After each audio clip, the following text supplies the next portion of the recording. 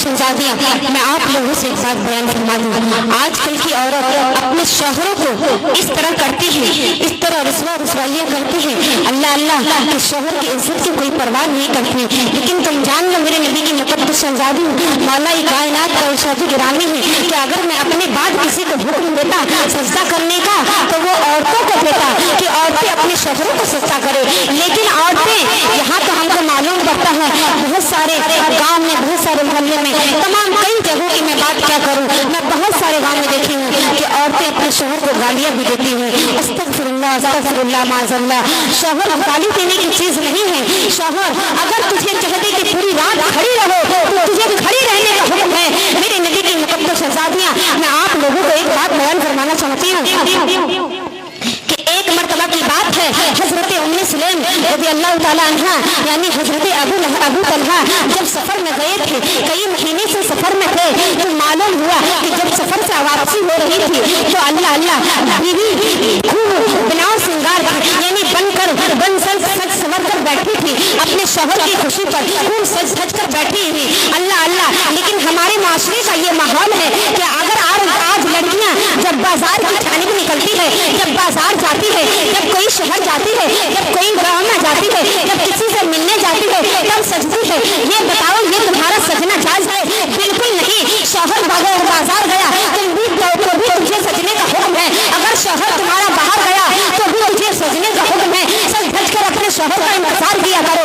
लेकिन नहीं, शौहरों के सामने तो ऐसी मनहूस बैठी रहती है, शौहरों के सामने तो ऐसी बीमार लाचार औरत आती है कि जैसे लगता है कई महीने की मरीज बैठी हुई है। लेकिन जब शौहर के लिए, जब बाजार के लिए जाओ, अगर शौहर कहते शॉपिंग के लिए चलो तो खूब सज धज कर अपनी आंखों में लाइनर और काजल लगाकर, अपने होठों में लिपस्टिक लगाकर सज धजती है। अल्लाह अल्लाह। तुम ये बताओ मेरे नबी की मुक़द्दस शहजादियाँ, तुम किसके लिए सजती हो? शौहर के लिए सजना सवाब है, लेकिन किसी गैर महरम के लिए सजना भी हराम है।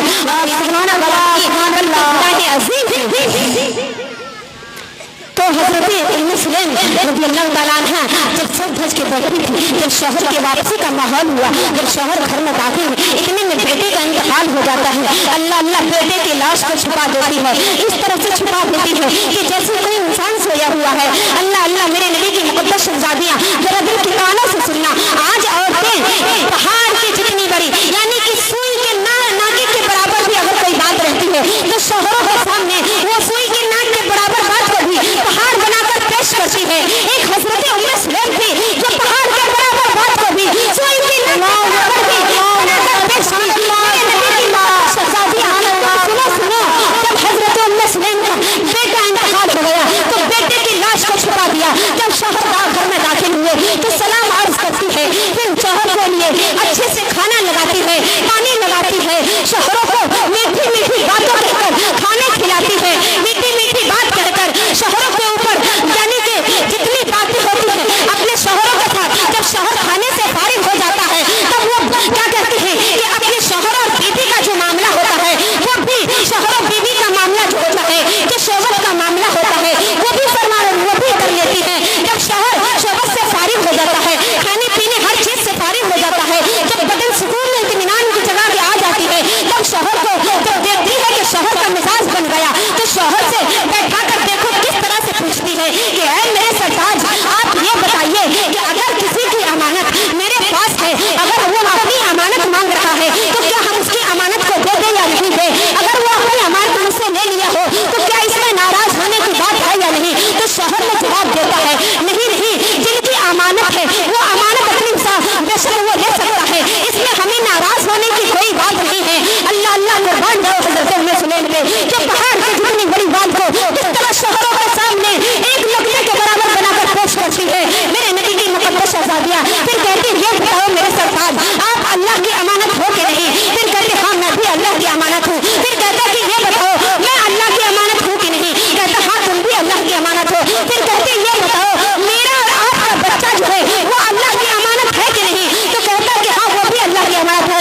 तो कहती है कि आज मेरे साथ कुछ ऐसा ही मामला हुआ है, जो हमारा और आपका बच्चा अल्लाह की अमानत जो था वो अल्लाह रब्बुल इज्जत ने उसे वापस ले लिया है। अल्लाह इतनी बात को सुनते ही हजरत अबू तलहा कहते हैं, ऐ उम्मे सुलैम, तूने मुझे आटे के साथ क्यों नहीं बताया कि तेरा बेटा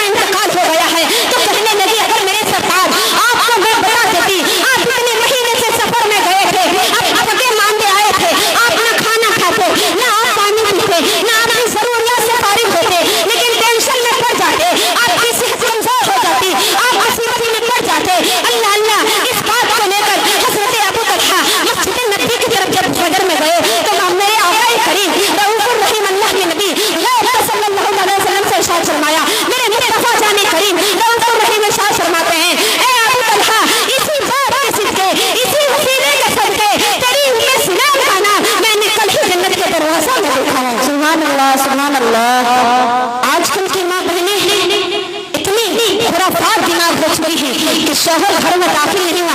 अरे तुम इतनी देर से बाहर थे, घर में गैस का बाटला खत्म हो चुका है, तुम इतनी देर से बाहर थे, तुम क्या करते हो बाहर में? बच्चे की तबीयत खराब है, तुम क्या करते हो बाहर में? तुम अपने ऐशबाजी में लगे रहते हो, तुम अपने तरह तरह के दुनियावी कामों में लगे। शौहरों को टेंशन देने वाली औरत, सुनो सुनो, अगर शौहर जिस औरत का नाराज होगा, अगर बिस्तर पे लेट गया और रात भर उस औरत पे अल्लाह की लानत बरसती रहती है, जिस औरत से उसका शौहर नाराज हो गया। मेरे नबी की मुकद्दस शहजादियां, मैं आप लोगों को एक बात और बयान फरमा दूं, इंशाअल्लाह इसी बातों पे मैं अपनी गुफ्तगू को खत्म करूंगी कि औरतें आज इतनी ज्यादा शरारत करने लगी है जिसकी कोई हद नहीं है। औरतें, और मैं एक बात बता दूं, मर्द भी आजकल के कोई शरीफ नहीं है। मर्द लोग भी औरतों को जब देख लेते हैं तो ऐसा लगता है अस्तगफिरुल्लाह माज़अल्लाह, जैसे कि कभी औरतों को देखा ही नहीं है। याद रखना, जब कोई मर्द या कोई औरत अगर रास्ते पे चले और किसी खूबसूरत चेहरे पे नजर पड़ जाए तो इस बात को सोच कर अपनी निगाहों को नीची कर ले कि मौला कायनात हमें देख रहा है। अगर ये बात सोच कर उसने अपनी निगाह को नीची कर लिया तो मौला कायनात का इशारा गिरानी है कि उसी वक्त मैं उस शख्स के लिए 300 हूरों के साथ उसका निकाह जन्नत में अता फरमा देता हूँ। मेरे नबी की मुकद्दस शहजादियां, मैं आप लोगों से बता दूं, मर्द हजरात को तो इतनी भी इजाजत नहीं है कि बिलाशुबा वो अपने छत के ऊपर चढ़े। छत के ऊपर भी चढ़ने की इजाजत नहीं दी गई बगैर हुक्म के, बगैर कोई जरूरियात के। अल्लाह अल्लाह, औरतों के कपड़े को तकना मना फरमाया मेरे मुस्तफा जाने करीम ने, तो औरतों को कपड़े के लिए किसने इजाजत दी थी? लेकिन मैं एक बात बताऊं,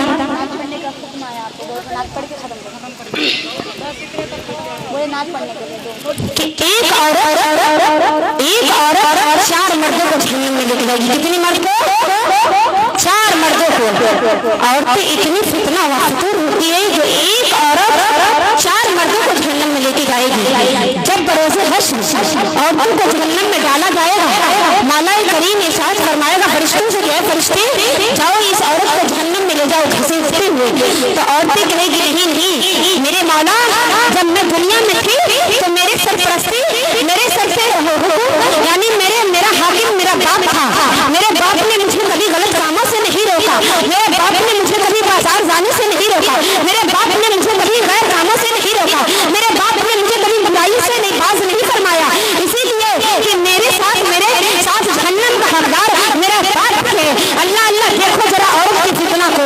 मेरे मौला का इरशाद होता है कि ऐ फरिश्ते जाओ इसके बाप को भी पकड़ो और इस औरत को भी पकड़ो और जहन्नम में घसीटते हुए ले जाओ। फिर औरत कहती है नहीं, जब मैं जवान थी, जब मैं कुंवारी थी तो मेरे साथ मेरे भाई का भी हुक्म था, और मेरे भाई भी मुझे, अगर मेरा नौजवान भाई मुझे डांटता और मारता फटकारता कि तुम वो काम से बाज आ जाओ, तुम ये बुराई को छोड़ दो, तुम बगैर पर्दे के बाहर न जाओ, अल्लाह अल्लाह तुम बिना नकाब के बाहर न जाओ, यानी कि तुम अपनी बुराई से बाज आ जाओ। तो काश के भाई की मार से, भाई की डांट और फटकार से मैं बुराई से बाज आ जाती और उस जहन्नम के आग से भी बच जाती। तो इसीलिए मेरे साथ मेरे जहन्नम का हकदार मेरा भाई भी है। मौला का इरशाद होता है, फरिश्ते को हुक्म देता मौला कायनात, ऐ फरिश्ते जाओ तुम इसके भाई को भी पकड़ो, इसके बाप को भी पकड़ो और इस औरत को भी पकड़ो और तीनों को खदेड़ते हुए जहन्नम में ले जाओ।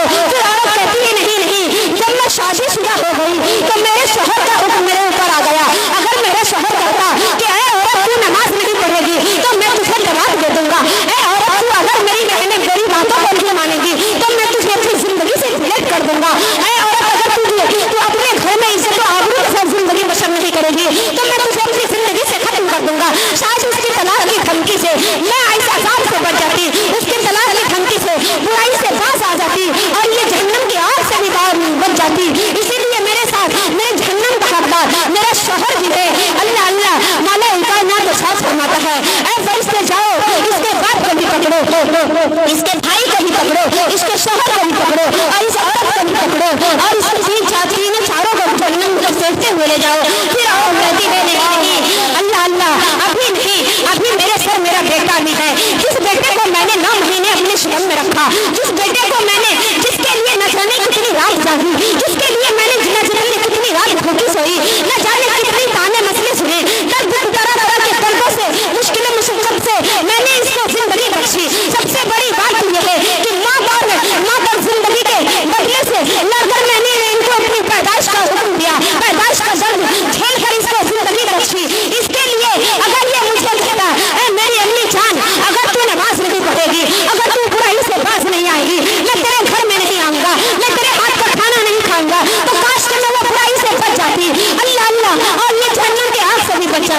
तो इसीलिए मेरे मुस्तफा मेरे मौला का एहसास होता है कि फरिश्ते जाओ, इसके बाप को भी पकड़ो, इसके भाई को भी पकड़ो, और इसके शोहर को भी पकड़ो, इसके बेटे को भी पकड़ो, और इस औरत को भी पकड़ो, और पांचों को खिसकते हुए जहन्नम में ले जाओ। तो आपने देखा कि एक औरत 4 मर्दों को जहन्नम में लेकर जाएगी। मेरे नबी की मुकद्दस शहजादियां औरतें इतनी फितना फतूर होती हैं जिनकी कोई इंतहाई नहीं होती है।